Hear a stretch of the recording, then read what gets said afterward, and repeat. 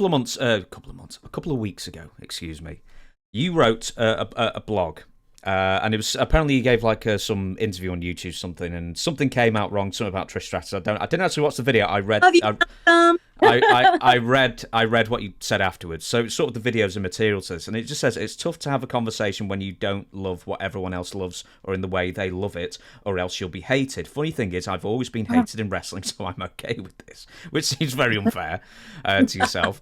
But so was it? Yeah, was it just something like you didn't give Trish enough props, or you didn't give Sable enough props, or something like that, and it just got misconstrued? Oh, no.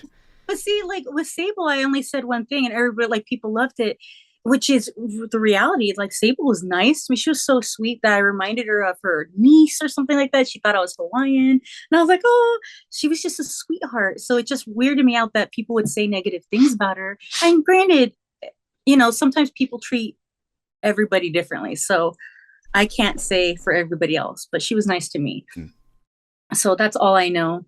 And when it came to Trish, I just because they asked me about her return, and in my mind, I'm thinking she came back again. Like, it's not really a return to me. She's basically like, when John Cena would come back and then he'd get hurt or he'd take leave and then come back. So basically, in my mind, she's on the roster. So she just takes little vacations, and in my mind, and it didn't come out the way I was thinking in my head.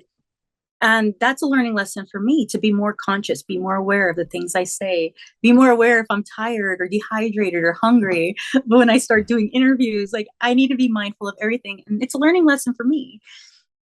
I love her, and for people not to know that and to tear that apart and to cause, this is another thing, if it causes tension when it comes to people I love, it's like, why would you guys do that?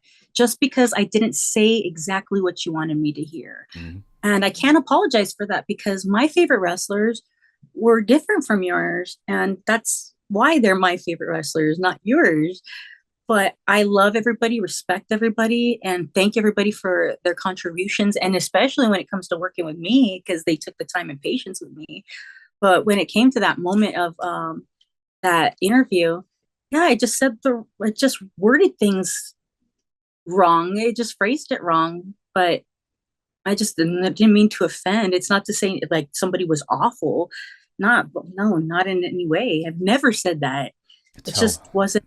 It wasn't the praise that people wanted. Yeah, and for me, it's like Charlotte gets a lot of crap, which I think she's an incredible wrestler. It's all these things where, am I going to get hate because I love Charlotte? Am I going to get hate because I love certain people and I wish they would get more props? Like, you see Natalya, she's busting her ass, and I think wow. So I think I saw somebody slap Natalya again, and I was like, again, why is she always getting slapped?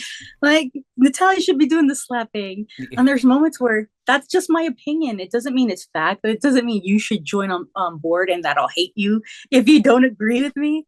And I even tell fans too, I said, not fans, people who say, well, you're so sweet. I like you as a person, but I think this person's my favorite. And I said, I love that person. I don't mind.